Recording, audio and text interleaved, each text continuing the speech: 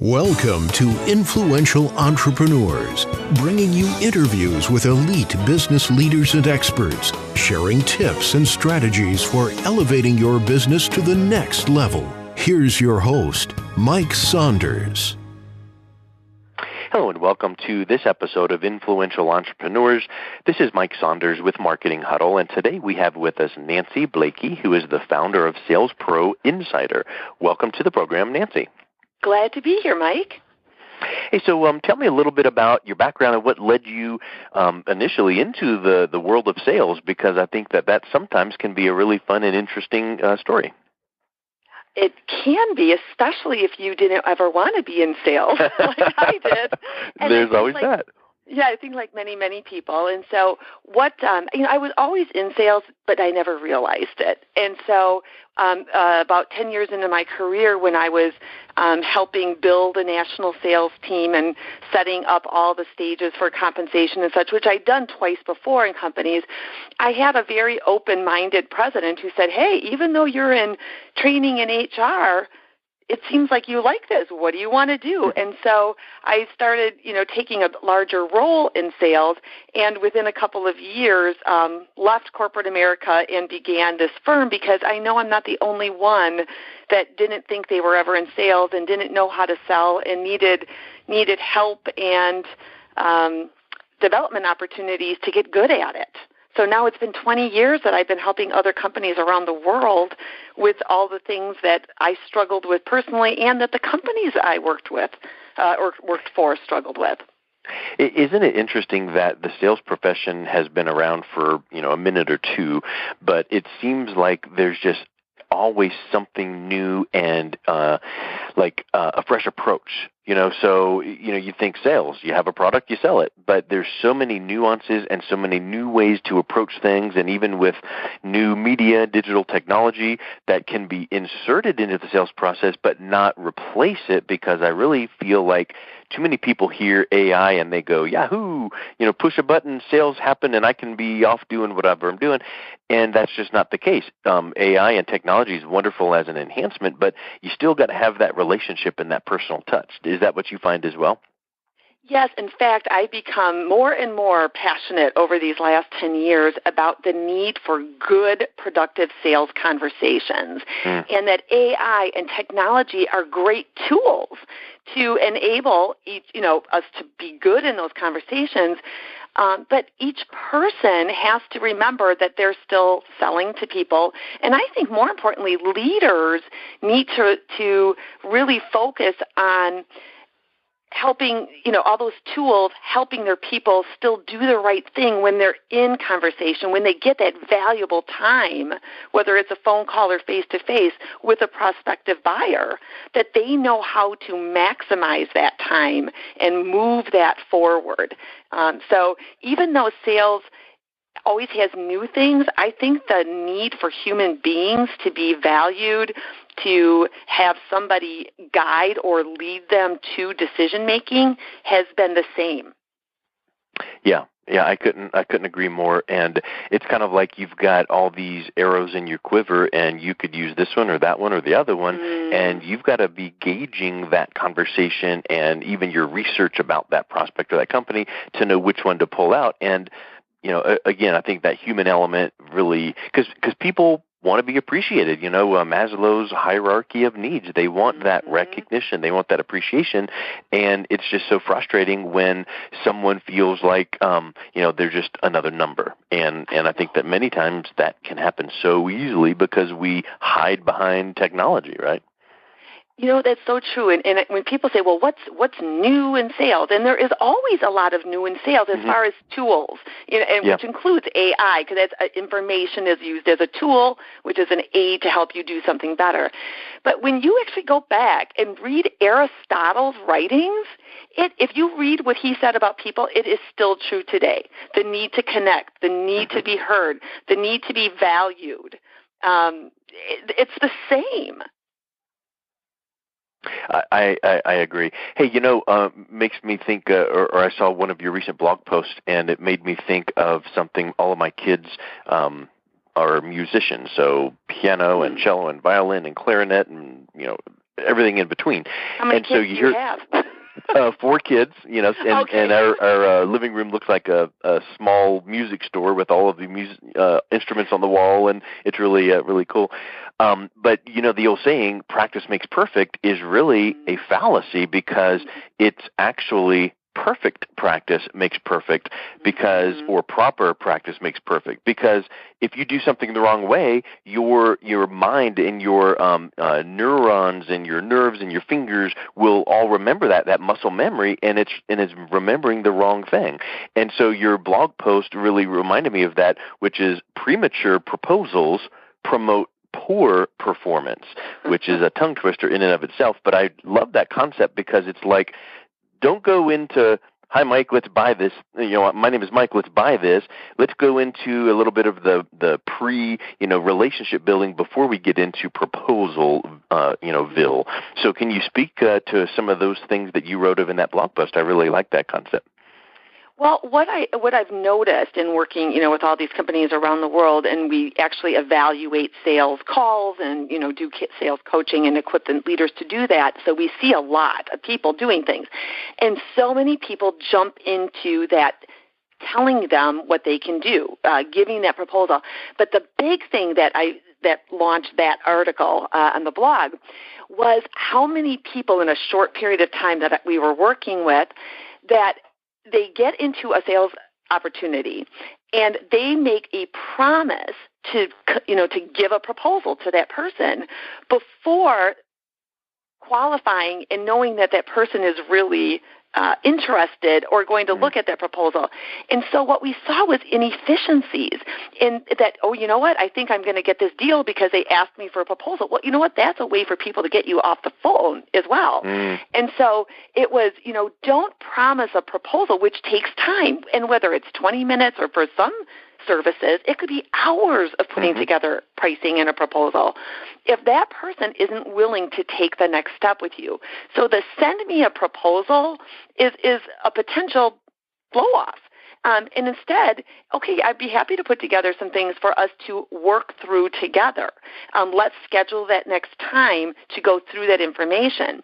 And if they're not willing to give you that next appointment, they weren't going to respond to your proposal anyway. Exactly. They're giving you an assignment and then they can get it from you, and that they're judge and jury. There's no engagement. They can ignore your 50 follow-up calls if you do that many.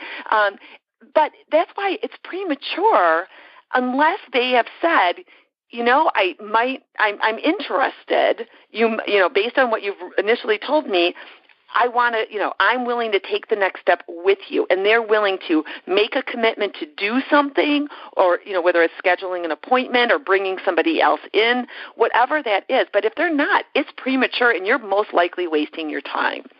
So multiply that among a sales team, and we were watching this one company's sales team spend 40% of their time in 1 week on proposals that were not timed right and had a very low probability of going forward. But yet, they thought that they were doing well because that's a productive activity. That's working up proposals.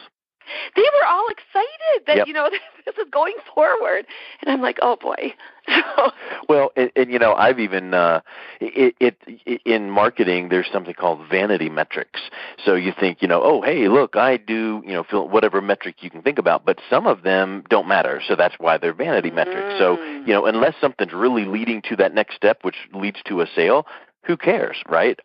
Like how many likes I got on a Facebook post doesn't really matter until something happens. Well, that example, that's a metric. I submitted a proposal. Well, man alive, I've got to go through a lot to get to that point. I've got to make a cold call maybe. I've got to make a lunch meeting. I've got to have an initial approach call, and then I get to do a proposal. Man, I'm 4 or 5 steps down the road when I'm doing this. But to your point, maybe you should have stepped back and either not done it at all or not done it yet, or maybe the focus of that proposal isn't where it needs to be because you just didn't get to that heart of the matter and find out, oh, you guys were going to do this, and boy, I'm glad I asked that question because I was going to go this whole other direction. Mm-hmm. One man, Sean, I mean, that was the one big adjustment he made as we were working with him, and he moved from a 30% conversion rate to a 75% conversion rate in 8 weeks. And I'll bet that he saved time because he probably was putting out less proposals as well, right? Exactly, but the key is that he wasn't making that commitment. Because I said, you know what, they have nothing at stake to make you go do work. Right? There's nothing for that prospect at stake. So even in our business and selling services, I will say to people if it's premature, I'll say, that looks like it might be, the next step. What we found, though, is that it's probably not going to be a good use of your time or our time in putting it together yet. Instead, and I have to set that expectation of what needs to happen next. And I know that in the last 30 days personally, and I don't spend my full time selling, I spend about a third of it selling. Personally, in the last 30 days, I have saved myself at least 15 hours in not taking that step prematurely. Where people would have just, they were like, well, you know what, why don't you just put that together and we'll take a look at it. And I was able to position it that, no, no, not yet. Have you ever heard of Marcus Sheridan? I've heard the name. He's a consultant. He runs a blog called The Sales Lion. He kind of became famous in the digital marketing world a few years back with inbound marketing, and he works with, I think it's HubSpot, and helps them out with their programs as well. But the point is he owned a pool company, and the pool company was not doing well, so he started writing these blog posts that were just very dense and thick and helpful and educational, things that we all know that we should do, right? But pool companies back in that day weren't doing that at all. And long story short, what he found was they started getting just a huge amount of traction, and he then did this study where he discovered and started training all of his salespeople to do what's called assignment selling. So I'll tell you what it is, because it just stuck in my head for a few years since I've heard this, and then it ties right into what you're talking about. He found that when they would go out to someone's house to talk about a pool, that their chances to close that deal went up astronomically when that person had read 4, 5, 6, 8, whatever number of articles on their website. And they can tell who had read what. They've got some tracking. So they knew that if Mr. Jones scheduled an appointment, but Mr. Jones only had, read 2 articles, not, kind of sketchy there. But if Mr. Johnson had read, 12 articles, that dude's engaged, he's educated, he's pre-educated. So what he would do is before the meeting, he would have them he'd give them an assignment, and he would say, hey, I want you to read these articles on our website. This will kind of prep you on what we're going to talk about. And what they found was it gave them a position of education, trusted advisor status, authority, because now when that salesperson came out, that prospect realized that this company knew what they were talking about. So to your point about, jumping in too fast, boy, what if you could give them maybe a little mini assignment so that then when we get back together by phone or in person to structure up that, what do you need in that proposal? Now it's really laser targeted, right? Well, and I agree, when we lay out how to have a productive conversation, it has to end with a firm commitment to action. And very clear, you're doing this, I'm doing that. And if it's not, it's really you're leading on assumptions. Or, and so if they're not willing to do something, and then when we put together sales processes, it's based on moving people through the stages based on that buyer's actions, not on what you're doing, but on what have they committed to or the action they're willing to take or have committed to take. And so if they're not taking action, they're not moving, because no matter what our selling process is, they have a decision-making process. And depending on who we're selling to, it might not be well defined, but they do have a process they're going to work through. So we have to align how we're selling and the process that we need to accomplish to what they need to make a decision. And so, some people need a lot of information before they're going to make a decision. Others don't. So we always have to be paying attention and present in those conversations to what I call right size and adjust all the pieces of our selling process to fit in with what that person needs, never losing sight that we're moving them forward into something, or little micro qualifying commitment them out, right, or qualifying them out so we know where not to spend too much time. Mm-hmm. And I think that is a skill set that we can teach, that can be coached to, and that most people don't intuitively get that. We sell the way we like to buy, and we have to flip that and sell the way they need to buy. And so we have to, do everything with a focus on them and what's in it for them along every part. And that's what you do in marketing, right? You're always making those connections into whatever it is you're promoting, into the value to them. And we have to continue that along the entire conversation to keep them moving forward. Because if they're not moving forward, we're wasting time. They're not getting your solution quick, when they need it possibly, because they're not getting there fast enough. Yeah, and you're breaking your arm, patting yourself on the back, going, look how great I am. I just sent out 4 proposals this week, but in reality, 3.5 of them should never have been sent out. So really, really good points. Hey, so final question, and this one question could take about 3.5 hours to answer. So let's give us the 60-second or the elevator speech. What is your sales enablement process? What does that look like, and what's the benefit of that? So the enablement process, so sales enablement now is everywhere, but everyone looks at it differently, right? Technology people look at it as technology. We look at it as equipping your people, enabling your people. And so that first has to start with pinpointing what you've got on your team. So we, there's a full Salesforce audit that we do. That's a very efficient process and tool that we use through Objective Management Group. But what it does is it looks at your system strategies and people to let you know where are your gaps, what are your short-term priorities, because then you can put in the process and training to prepare them, which is the second part of the enablement process, prepare them to perform at higher levels. So they need the right processes and tools and systems, but they also need the right skills and process, it's the right skills to align with the processes to do the right behaviors to help those buyers. And then, of course, the last part is keeping that going forward with reinforcement, or what we call the perform stage.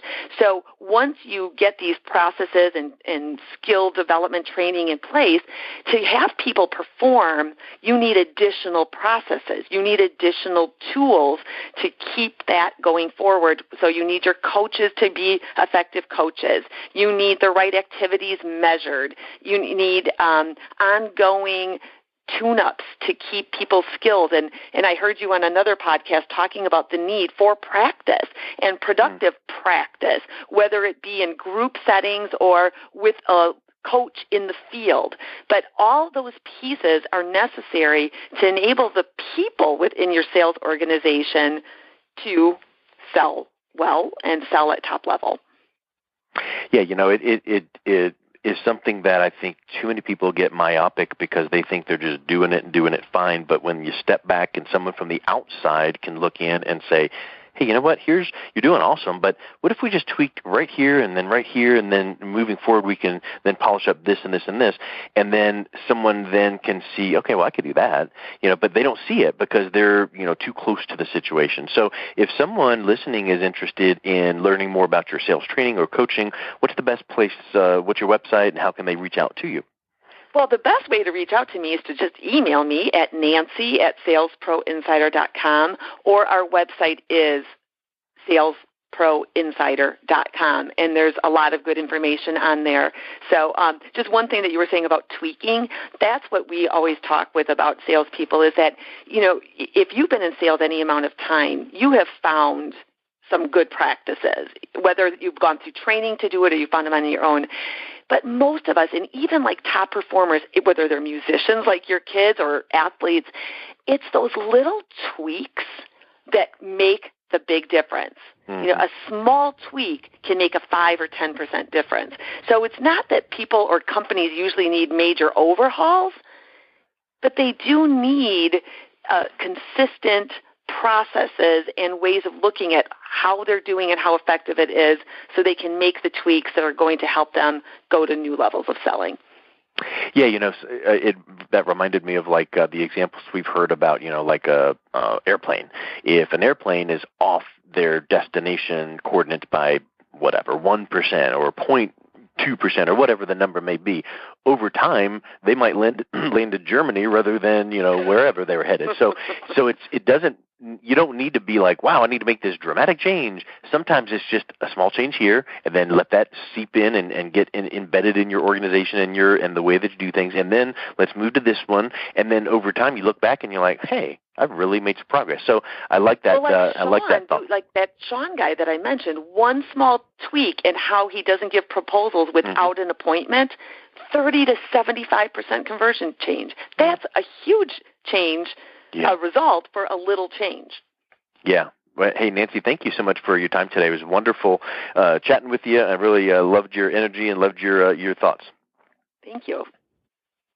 You've been listening to Influential Entrepreneurs with Mike Saunders. To learn more about the resources mentioned on today's show or listen to past episodes, visit www.influentialentrepreneursradio.com.